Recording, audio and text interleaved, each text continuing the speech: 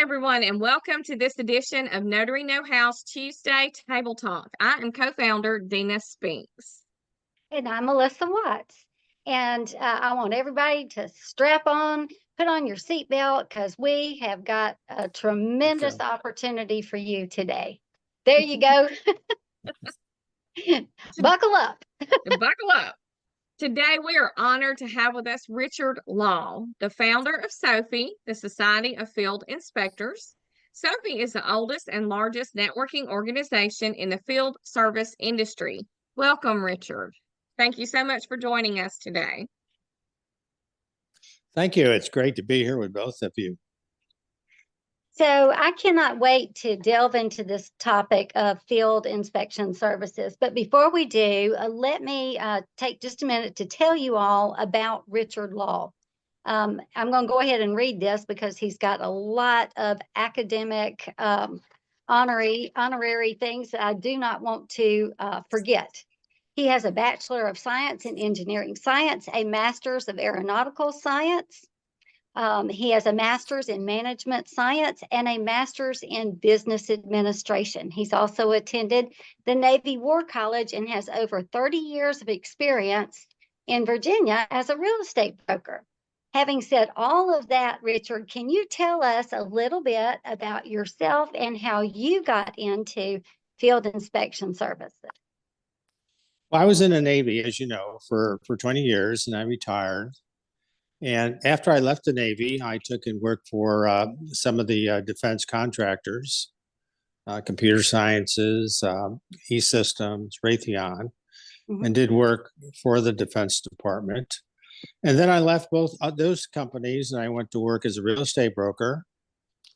And I also did some field inspections, and I also did some broker price opinions, and I also did some consulting. And I guess when you match all these things together, it leads up to the idea is when you're an independent contractor, you need a backup to the backup to the backup to the backup. And that's what I had. So that's basically where I came from, the Navy, and then as a DoD contractor, and then real estate and other things, including inspections. Well, Richard, that is quite an impressive resume. Both Melissa and I have looked at your website and the information that you provided for us. And even though we both have performed some field inspections, we didn't really realize just how big the field really, truly is. Now, we have some viewers that have no idea what field inspections are and have never done this type of work. Could you elaborate a little bit on what exactly field inspection services are? Okay, before I do that, let me go back. And you mentioned a long list of colleges and other places I've done, but I think what I learned a lot in business and how to, start a business, conduct a business, I kind of learned in high school. And we all learn the same thing in high school. And I'm going to tell you a story here that'll explain what I learned, okay? Back in high school, I had a girl that sat in front of me. Her name was Emily. Emily was very smart, and she was gorgeous. And I would ask Emily, how about if we go out on Friday and go to a movie? And she'd go, no, I'm sorry, but we were friends, and we always talked, except she would, turn me down for that, dating proposal. Then I'd wait a couple of weeks, and I'd ask her again. I'd say, hey, how about if we go out to Cupid's and get a hamburger tonight? Say, no, sorry. But we'd still talk. We'd talk sometimes for 10 or 15 minutes. And we were good friends. And then about 3 weeks later, I learned that she had a boyfriend and that she broke up with him. And I never knew that she had a boyfriend. Okay. So without telling her I knew that, I asked her out again. And I said, how about if we go to the movies on Friday? And she said, great. Which movie are we going to go see? So the point I'm trying to make, and this worked for both notary signing agents and also field inspectors,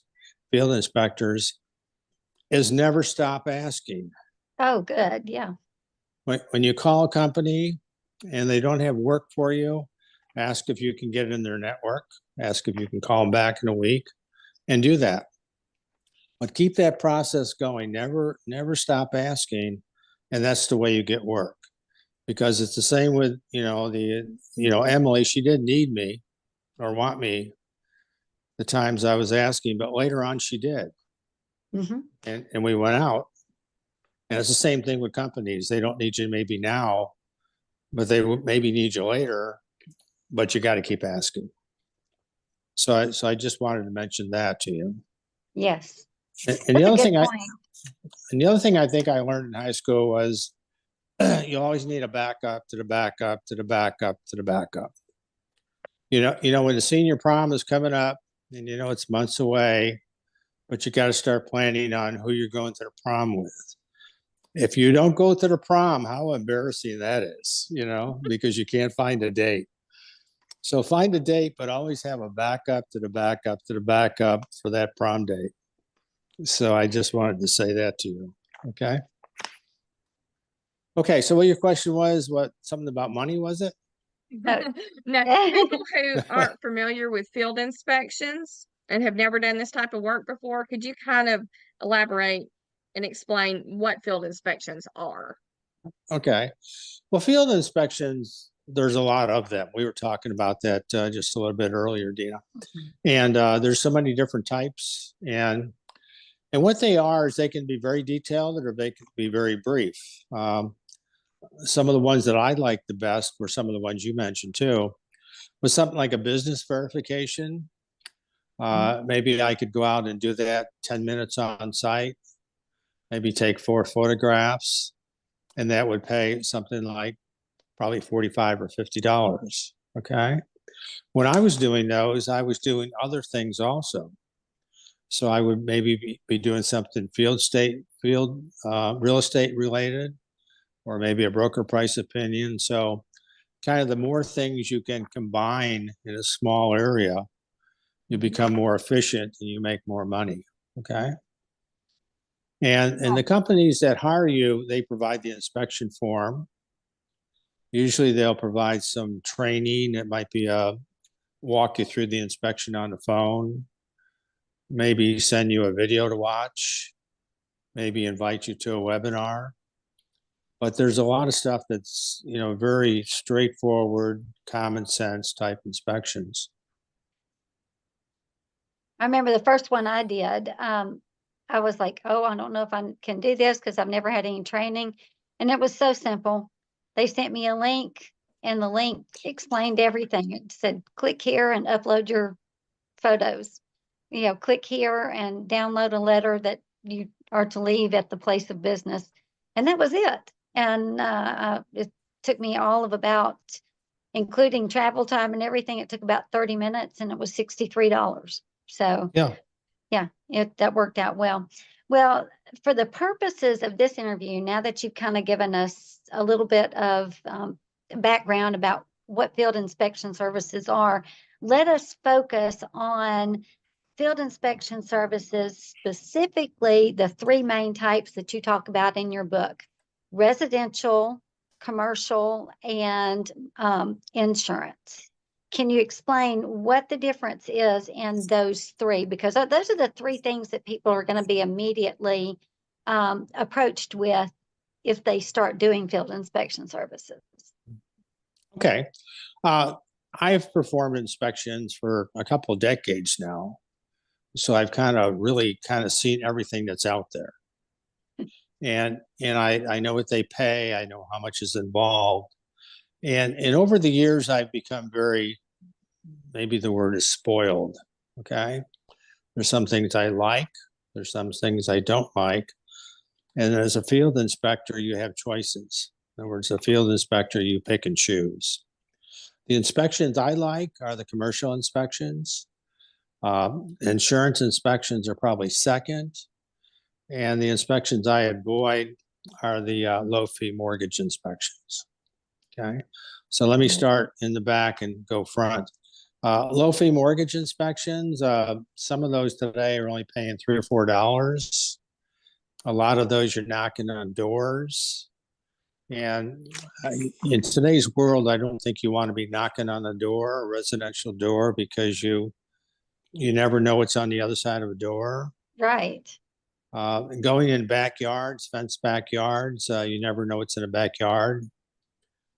So I kind of stay away from anything that's residential. And we really don't list any residential companies in our directory just to kind of keep the inspectors away from them. Okay.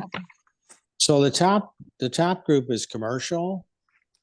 And this could be something like a business verification, where you're going out to a business and just really verifying they exist and they look like they say what they're doing. Okay. If it's a real estate office, you'd expect it to look like a real estate office.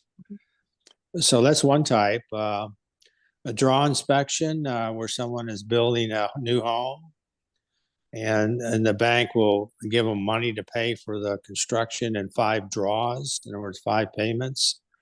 And the inspector is going out there to determine what the progress is in the construction. Right. There's things like a collateral inspection where you're just going out to a dealership. Some of the ones I've been to are construction equipment, and you're verifying the equipment is there. If it's not there, where is it? Has it been sold? Is it out on demo? So that's what that type of inspection is.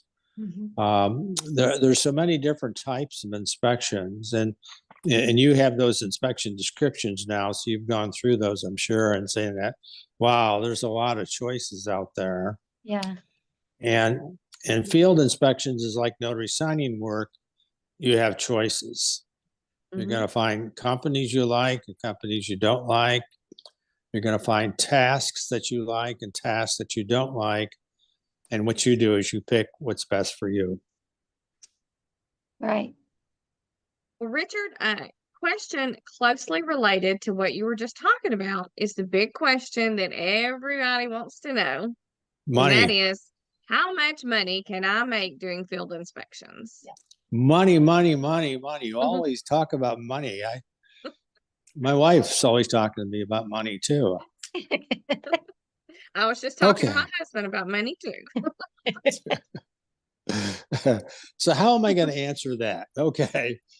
How do I determine, let's say, how much you or how much Melissa would make, doing this? And that's very difficult to tell.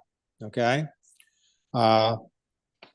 Talking to you on a phone and talking to you here, I know you're both very smart people, that you could probably do very well. Okay. But let me give you an example I was reading today.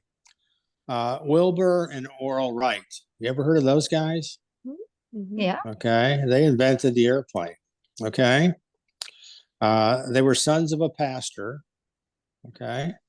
They did not graduate from high school. After they left high school without a diploma, they fooled around with bicycles. Okay. So if I grew up at that time and if I knew Wilbur and Orville, I would think they weren't going anyplace. Yeah. I mean, that was my first guess. And I would have been wrong, very wrong. And I could be very wrong trying to predict how much an individual person could make doing field inspections. Okay. Now, if you look at the statistic further, they sold their company back in 1915 for $1.5 million. And in today's dollars, that's $46 million. Okay.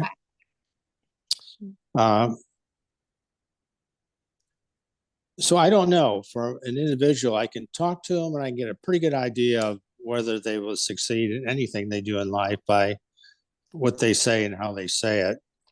But I don't know, talking to a person or getting an email from a person, whether they're sleeping 12 hours a day and watching TV 12 hours a day. So I don't know that. I do watch some of the Mark Wills videos. Do you know Mark Wills? Yes. Yes. And if you watch those, you'll see people that are making very large amounts of money. Okay. And they're doing very well. Okay. But then again, I talk to other people that are starting out, and I don't think that they will do as well as the people that are in those videos, because people are different. My Uncle Jake, we all have an Uncle Jake in our family. And, I kind of wonder who brushes his teeth in the morning. Okay. So he wouldn't do well with inspection, door notary work, or just about Probably not. anything. Yeah. So, and then the other thing when it comes to money, you take somebody like Warren Buffett. Okay. Yeah. He's a billionaire. He's made a lot of money, but 99% of his money that he made was in the time that he passed 60 years old. Wow. Okay. So sometimes making money is not in the beginning, but most of it kind of comes near the end. Mm-hmm. So you have to take that into consideration. I like to watch a lot of YouTube. Yeah. And I watch this YouTube channel called Impact Theory. And he talks about 2 hours and 41 minutes up there, saying that 99% of people watching the video will stay broke. So that's a good video for me to watch. I watched it. I'll probably watch it again a couple times, but you can learn a lot about a business on YouTube. Mm-hmm. And you can learn about the mistakes to be made and the things to do right. Yeah. Well, I think what we were talking about in terms of the money had a lot more to do with which ones pay the most versus which ones pay the least. Like you said a while ago, you're going to be offered $3 or $4 for some of these mortgage residential type things. But I just have to ask the question, who would do that for $3 or $4? I mean, and what is you said there's the mortgage, the insurance, and the commercial side of things. So which ones of those tend to pay the most money and how much? Well, it's the commercial. It's absolutely the commercial inspections. They're more interesting inspections. They're safer inspections. Mm-hmm. In general, I think the companies that do the commercial inspections are higher quality. Okay. And you want all those things. Usually they don't require you to have any employment, any business type insurance. Okay. All the companies will ask you, we'll run a background check on you. That's standard in the US for all companies, but the commercial companies won't try to charge you for it, make you pay for a background check. And I think the thing that has lured me in the most is just they're more interesting and they pay more. Okay. There's also a way to move up. Okay. There's things like commercial loss control inspections, which are a little bit more technical, where you do have to get some training. Okay. And there you go into places like maybe hotels or restaurants, and you're looking at fire sprinkler systems and commercial cooking equipment, trip and fall hazards, those type things. Okay. And in those areas, you can grow those to much higher levels where you can, with a couple of years of experience, inspection experience, you could be moved to where you make really good money. The gentleman that I got my training from in commercial insurance loss control, he will typically make $2,500 for one inspection, which will take them maybe about 3 hours on site and 2 hours writing up the report. But you don't get there on day one or week one or month one or year one. It takes some building up to get there. Wow. Yeah. So no one becomes, experienced and really good overnight. You have to work on it. Right.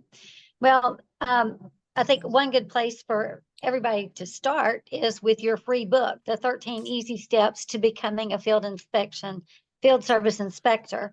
So it's got a lot of material in it. Can you give us a quick overview of what that book entails for our viewers? Well, I think the message that's, if you want to roll up all 13 steps together, the message is if you got to get work as an inspector, and this also applies to notaries also, is you don't sit around and wait for the phone to ring. Okay. Right. You put together your elevator pitch, so to speak, your resume, and you start contacting the companies direct and introducing yourself. And you would do that first with an email. I would have a nice resume to send them and email it to them. And if they don't respond to that, then give them a call. And that's the best way to get work. Okay, you got to become like the old Electrolux vacuum cleaner salesman. So, yeah. You know, they don't get a sale on every door they knock on, but then the vacuum breaks and then they call them and they do get the sale. So, Right.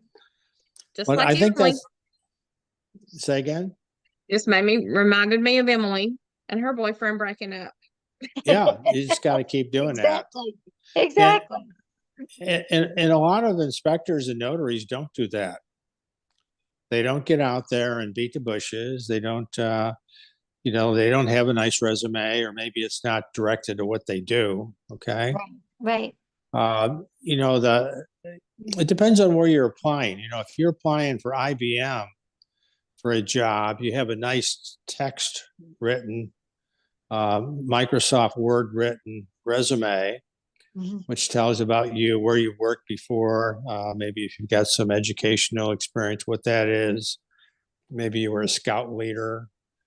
Maybe you did voluntary work for the Red Cross. You would include all that in your resume. That's very important.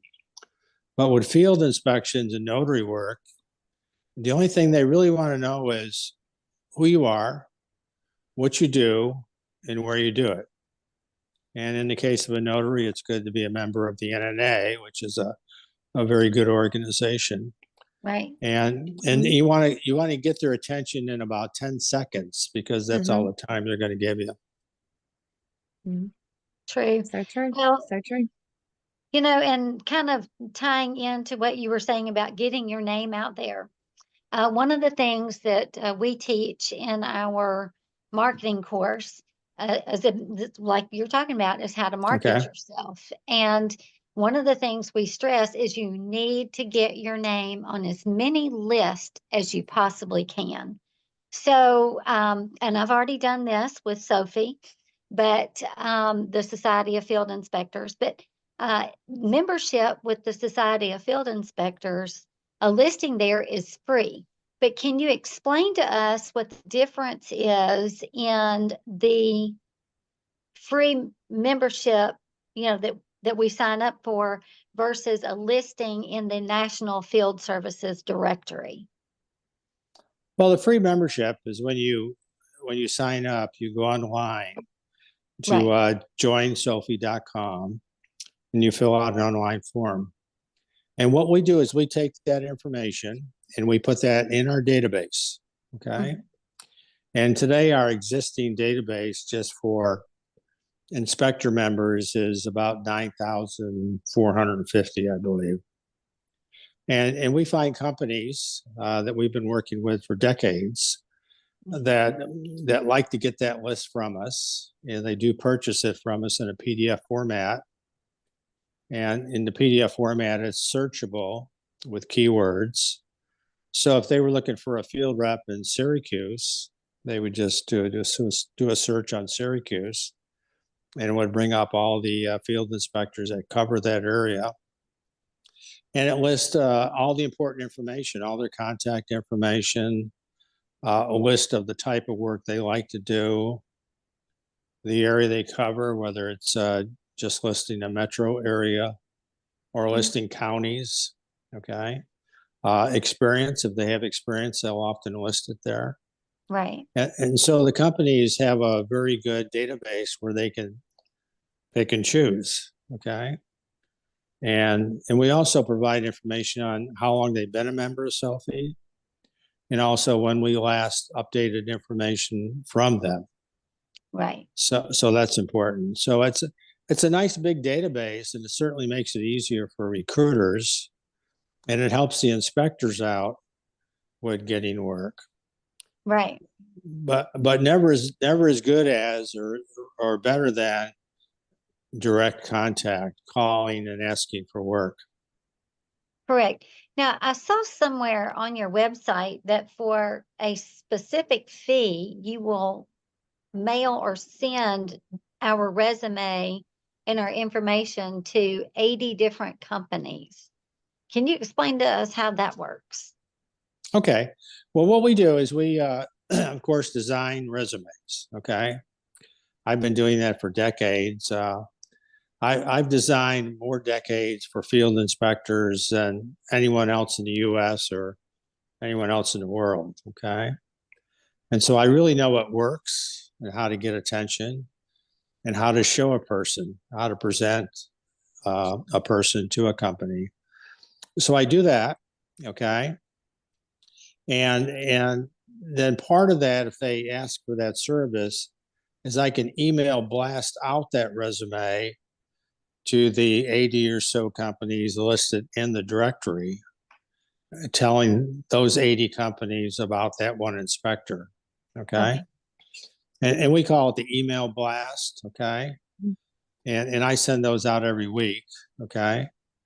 But then again, it's always best to have that directory too, so that you can keep that, day to day, week to week, month to month, year to year direct marketing going on. Right. That's very important. Yeah. Very, very important. In your book, Richard, you said applied knowledge is power. And that is so true. And not just knowledge, but applied knowledge. People can learn all they want to about field inspections. They can take all the classes, they can sign up with all the companies, but until they actually apply that knowledge, it's not going to do them any good. Sophie offers so much through the university, and I was also surprised to see how much of it is free through the blogs and videos. Can you speak to that a little bit? Well, we do a lot there. We have some blogs, we have some Facebook groups. Okay. In fact, I got one Facebook group, which is called Sophie Resumes .gallery. And there I post the resumes up there so that others can see them. What else do? We do, of course, the YouTube channel we have at Sophie.video has a lot of videos up there on how to do the marketing, how to make correct choices when you're talking to a company, things to say, things not to say, mistakes that others have made. Okay. Mm-hmm. I find that Facebook is really great for finding all the mistakes that everyone else is making. You can read about those at a laugh, and so Facebook is good for that. Sometimes you get some good tips on Facebook, but we kind of do a lot of different things to try to get information out there. You'll also notice that I put my name out there a lot, and I put my phone number out there a lot, and I get a lot of phone calls, and because I like talking to people and answering their questions and getting them on the right track. Sometimes I'll get a sale on that. Sometimes I don't. But either way, I'm helping someone, and sometimes I'm helping them to decide whether that's something they want to do. Okay. For some people, it's a good fit. For other people, it's not a good fit. And so I think that's important. And in today's world, if you don't answer your phone, people don't think too much of your company. True. So true. So, correct me if I'm wrong. Is it Sophie was founded in 1992 or 94? 94, I believe it 94? was. Yeah. Yeah. So way back in 1994, kind of after you were thrown in the deep end of the pool, so to speak, you saw a real need for two things, really. Number one, a place for field inspectors to post their information and get training, number one. And number two, a place for hiring companies to come to have access to those inspectors, knowing that they have gotten some good training. Yes. So thus Sophie was born. And I love how you said your success depends on the decisions you make and execute. I want everybody to hear that again very clearly. Success depends on the decisions you make and execute. And I want to tell you, after Dina and I've had some time this week to spend with Richard, and to talk with him about Sophie, the Society of Field Inspectors. One of the best decisions you can make and execute is to go online and fill out that free membership to have access to a lot of information and connect with Richard Law and the hiring companies that he works with. Yeah, going back to when we started that back in 1994, I can remember I talked to a field inspector in Texas. How I got her name and number, she had her name and number posted on the window of a foreclosure home. And I called her up and said hello, and I said, I do inspections. And I said, who do you know? And she said, I don't know anybody. And she asked me, I asked her who she knew, and she said, do you know anybody?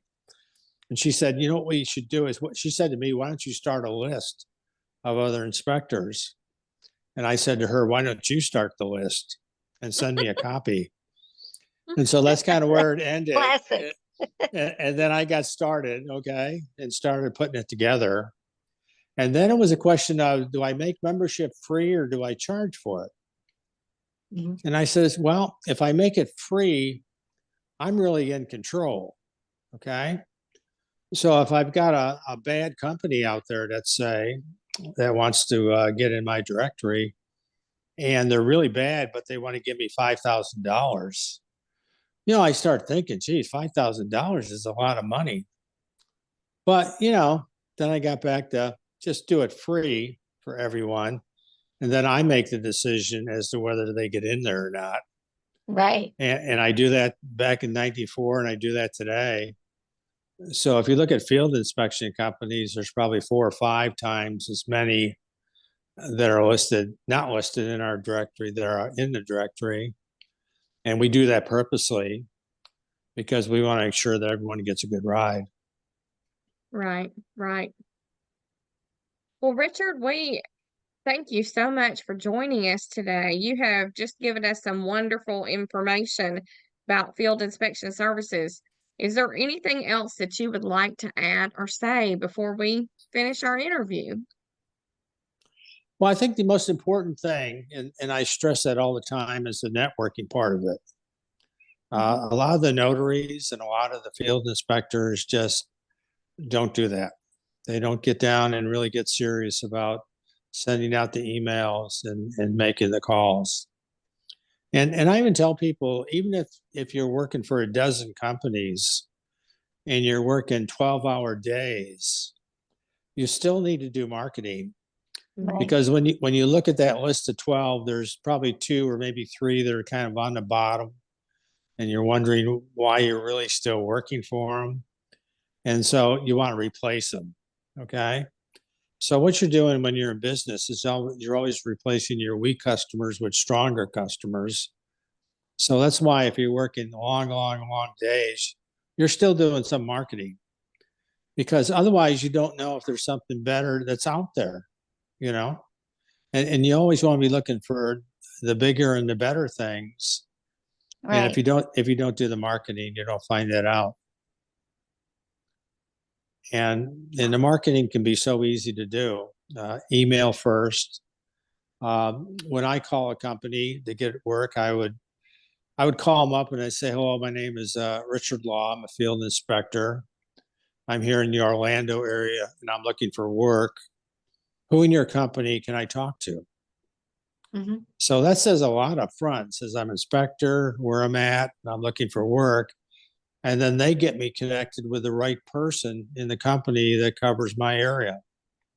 Right. And then I start chatting with them and tell them how I can help them and everything.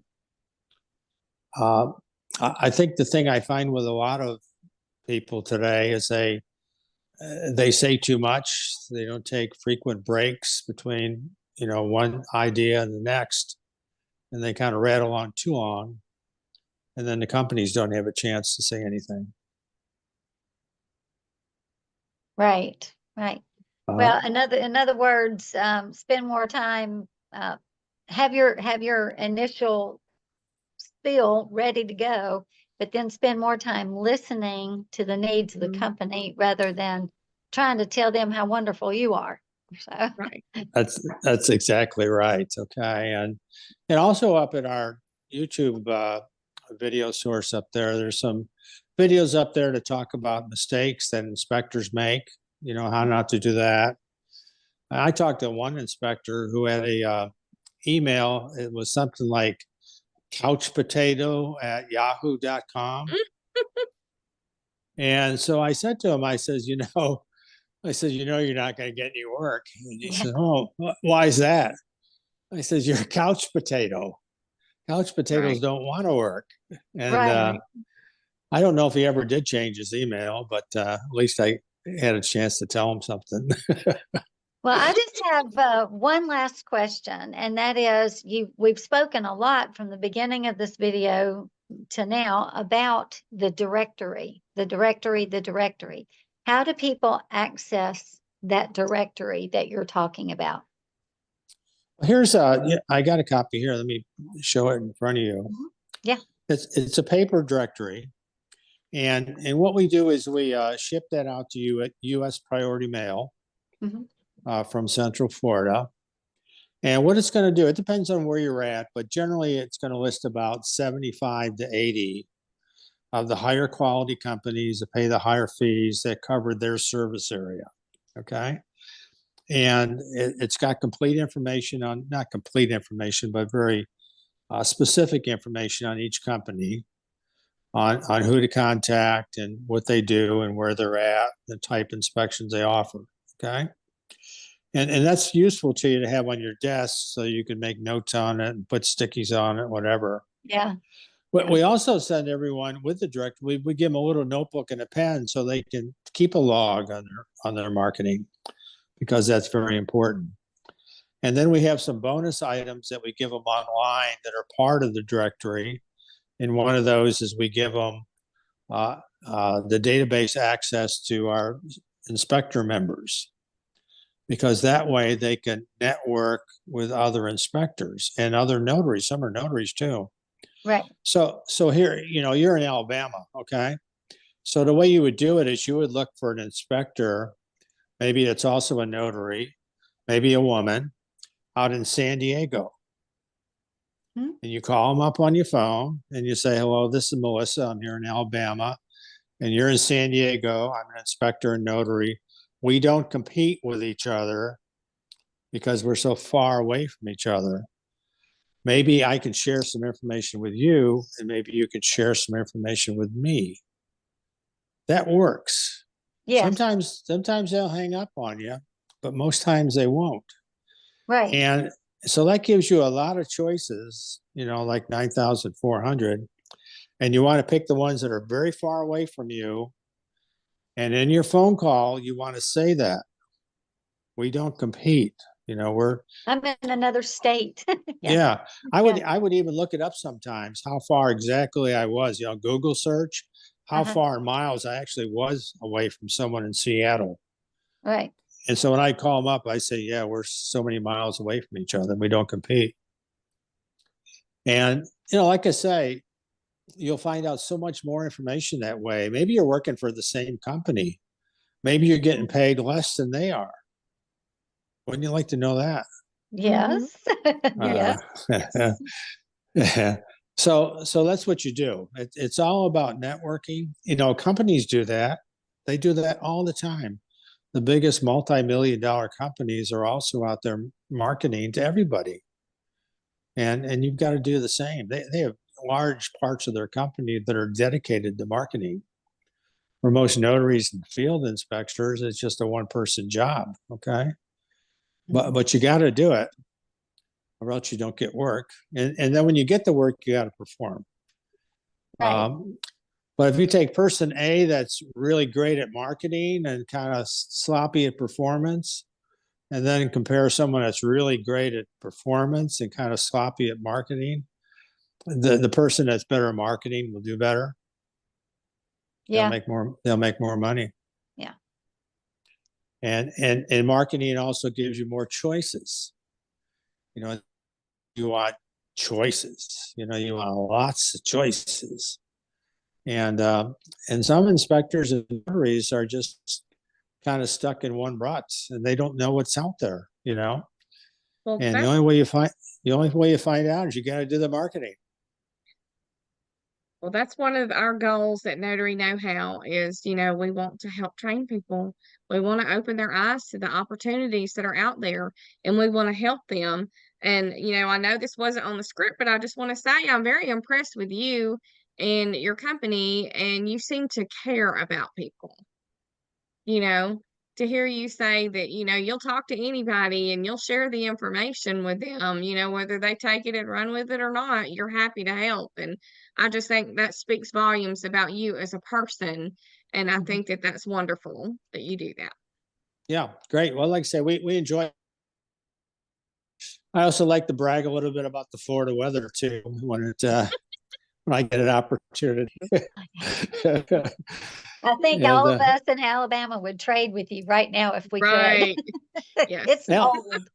Alabama's nice. I was, went through flight training up in Pensacola, which is pretty close to where you're at, right? We're more central Alabama. Are you? All right. Mm-hmm. So We're you're closer near to the Tennessee. you're near the big Air Force base there. Is it Eglin? Is it? Is that in Montgomery? We're 2 hours north. Yeah. No, what's the Air Force base there in central Alabama? I didn't know we had one in central Alabama. I was thinking Eglin. Does that sound familiar? It does sound familiar. It does I don't sound know familiar. if that's Gadsden, Anniston area. If so, Yeah. that's about an hour northeast of me. Yeah. Okay, good. Well, good. Well, good. If there's anything we can do for you, give me a call. We appreciate it very much. And I guess, Dana, did you have any other questions you wanted to ask? No, ma'am.